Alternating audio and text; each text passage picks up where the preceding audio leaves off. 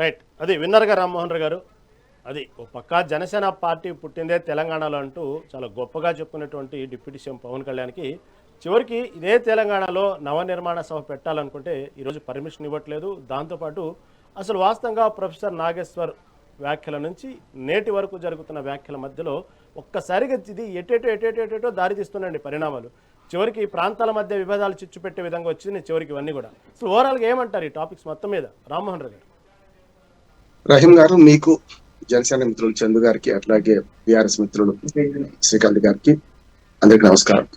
ప్రేక్షకులు రెండు మాటలు చెప్పుకోవాలి. మీకు తెలుసు, బండారు రామ్మోహన్ రావు గారు అనగానే బండారు అంటే ఒక కులం అనుకొని, రావు అంటే ఇంకో కులం అనుకునే రకాలు అయిపోయింది. కులగజ్జి అంతా పిచ్చిగా మారింది. అందుకని డిస్క్లైమర్ చేస్తున్నాను.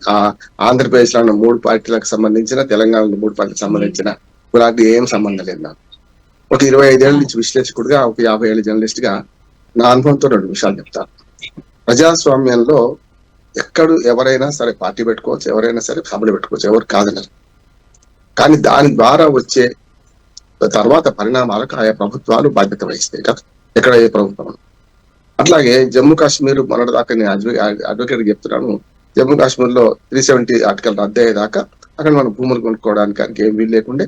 అట్లానే ఎక్సెప్ట్ జమ్మూ కాశ్మీర్ అని ఏ చట్టం వచ్చినా కూడా అది విడిచిపెట్టి చెప్పేవాళ్ళం కదా.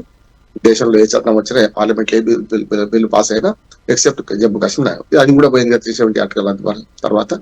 కనుక ఇప్పుడు జమ్మూ కాశ్మీర్ తో సహా ఇక్కడైనా పెట్టుకోవచ్చు. వ్యక్తి స్వేచ్ఛ ఉన్నది, పార్టీలు పెట్టే స్వేచ్ఛ ఉంది, పార్టీలు పెట్టుకునే స్వేచ్ఛ ఉంది, సభలు పెట్టుకునే స్వేచ్ఛ ఉంది. దాన్ని ఎవరు కాదన్నారు.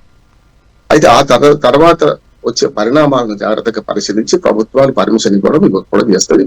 ఇవాళ జనసేన పార్టీ సభకు రేపు నవనిర్మాణ సభకు రేపు పర్మిషన్ ఇవ్వలేదని తెలుస్తుంది. ఇప్పటి వరకు ప్రత్యామ్నాయ ఏర్పాట్లు చేస్తుందా లేదా మన యువమిత్రులు చందు చెప్పాలి. ఎందుకంటే అది ఏం జరుగుతుందో చూడాలి.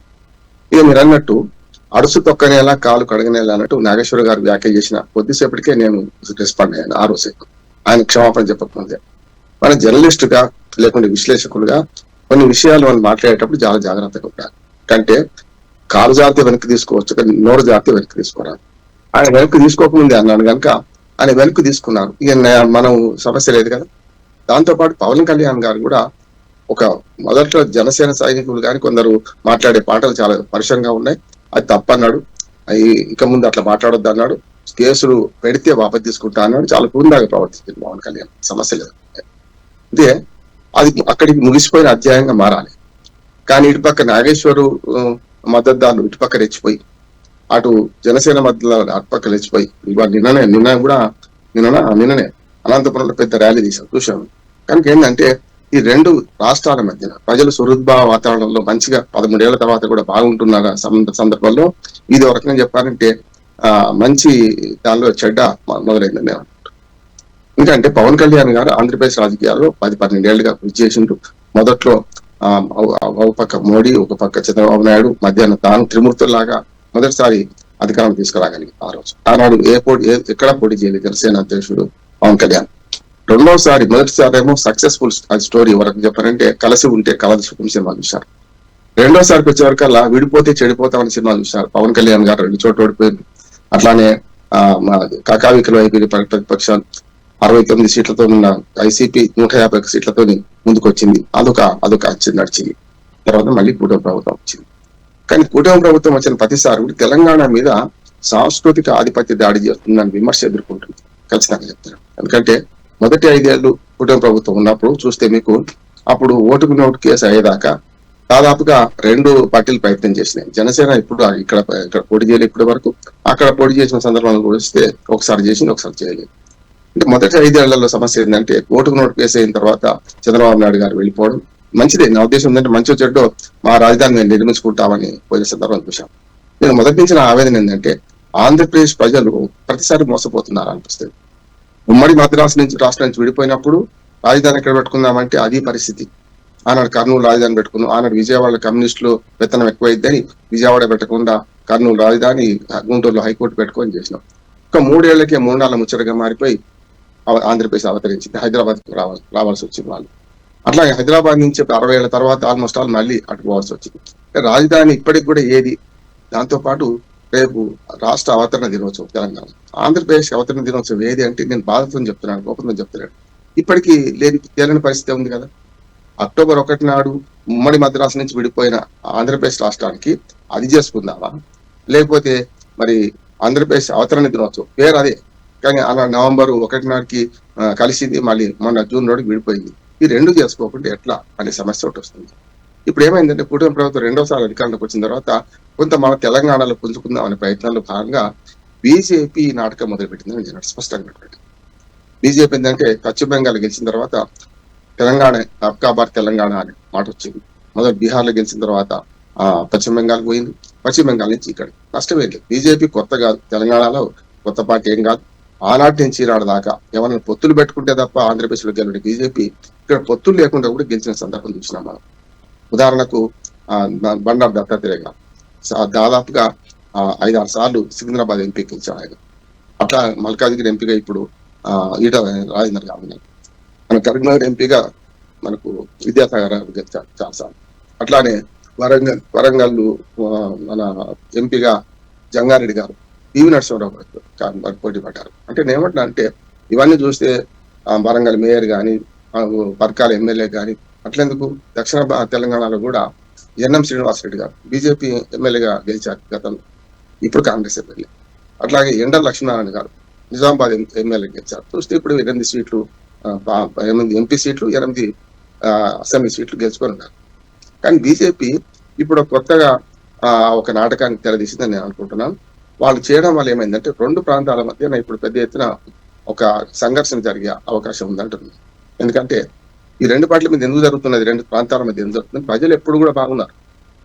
12 ఏళ్ళుగా ఎప్పుడైనా తెలంగాణలో ఆంధ్ర వాడి అని ఎవరినైనా కొట్టిందా తిట్టిందా చేయలే కదా ఇప్పటి వరకు. ఎందుకు వస్తుంది ఈ సమస్య అంటే పార్టీ పెట్టుకోవడం తప్పు కాదు, పార్టీ సభ పెట్టుకోవడం తప్పు కాదు, కానీ సమయం సందర్భం కావాలి. రేపు తెలంగాణ ప్రజలందరూ కూడా ఆనందోత్సాహంతో మంచో చెడ్డో ప్రభుత్వాన్ని మారినాయి, బీఆర్ఎస్ పోయింది, కాంగ్రెస్ వచ్చింది. కానీ ఇవాళ మరొకసారి మంచి 12 ఏళ్ల తర్వాత 13వ ఆవిర్భావ దినోత్సవం జరుపుకునే సందర్భంలో ఇది ఒక రకంగా చెప్పాలంటే మంచి భోజనంలో కంకర రాళ్ళు వచ్చినట్టు అయిపోతుంది. అట్లాగే పవన్ కళ్యాణ్ రావచ్చు, దాని ఏం లేదు, పార్టీ పెట్టుకోవచ్చు, పోటీ చేయొచ్చు, సమస్య లేదు. చేశారు కూడా గతంలో చూసినామా కౌన్సిలర్ బట్టల వీటిల్లో. ఇప్పుడు జిహెచ్ఎంసీ ఎన్నికల రాజకీయంలో ఇప్పుడు మొత్తం తెలంగాణ ఆంధ్ర ప్రజలందరూ పావులు చేస్తున్నాయి ఈ పార్టీలు అంటున్నాను. 2 పార్టీలు, కొత్త పార్టీ ఏమో మనకు టీఆర్ఎస్, మన శ్రీకాంత్ గౌడ్ గారు ఉన్నారు. పాత పార్టీ అయినా కొత్త నాయకుడు మనకు ఫస్ట్ టైం వాళ్ళిద్దరు చూడడం చాలా సంతోషం. యువ నాయకులు వచ్చారు, కొత్త పార్టీలు వస్తే ఇట్లా యువ నాయకత్వం వస్తుందని దానికి మంచి ఉదాహరణ. ఆ ఉద్దేశం కొన్ని పార్టీలు పాతకపోయిన పార్టీలు కొత్త నాయకత్వం రానివ్వరు కూడా. ఇట్లా 2 మిత్రులు యువమిత్రులు వచ్చారు. కానీ ఇక్కడ ఏంటంటే రేపటి సభ గురించి చర్చించాలంటే దీనికి ముందున్న నేపథ్యం చూడాలి. ఖచ్చితంగా 2 కాంప్రమైజ్ అయిపోయింది కదా, ఎవరికి వాళ్ళు వద్దనుకున్నారు. నాగేశ్వర్ గారేమో క్షమాపణ చెప్పి అయిపోయింది. ఎందుకంటే అక్కడేదో జరిగింది అని ఆయన ఊహించి చెప్పడం కరెక్ట్ కాదు కదా. మనం మాట్లాడేటప్పుడు ఒక పార్టీ గురించో లేకుంటే వ్యక్తి గురించి మాట్లాడేటప్పుడు హోంమంత్రి దగ్గర మాట్లాడిన సందర్భం అది ఏందో తెలియకుండా ఆయన మాట్లాడి వెంటనే సవరించుకున్నాడు. నేను దాన్ని వెనక్కి తీసుకుంటాను నాగేశ్వర్ గారు. ఇటుపక్క పవన్ కళ్యాణ్ గారు కూడా అంత పెద్ద ఎత్తున ఆ రకంగా జనసేన సైనికుల్ని ఆపారు కూడా. ఇప్పుడు కొత్తగా ఏం దయ్యం వచ్చి ఖాయం పెట్టింది అన్నట్టు కొత్తగా ఈ నవనిర్మాణ సభ ఇక్కడ పెట్టడం ఏంటి అని. అందుకని కవిత మాటలు విన్నాను, కానీ మన పౌర్ణం ప్రభాకర్ మాటలు మీ అందరికి నాకు కూడా వినరాలి. అంటే ఏమంటున్నా అంటే ఇప్పుడు ఏమైతుందంటే నువ్వు ఒకటంటే నేను 2 అంట అనే మాటకు వచ్చింది. తెలంగాణ మీద నా అబ్జర్వేషన్ ఏంటంటే తెలంగాణ మీద ఆంధ్ర పాలకుల సాంస్కృతిక ఆధిపత్య రాజకీయ పోరాటం మొదలైంది అంటున్నాడు. స్పష్టంగా చెప్తాడు, ఇందులో ఏం లేదు. కనుక ఆంధ్రప్రదేశ్ రాజకీయాలు చేసినప్పుడు ఇటు రావద్దా అంటే రావద్దు. ఎందుకు రావద్దు అని చెప్తాను.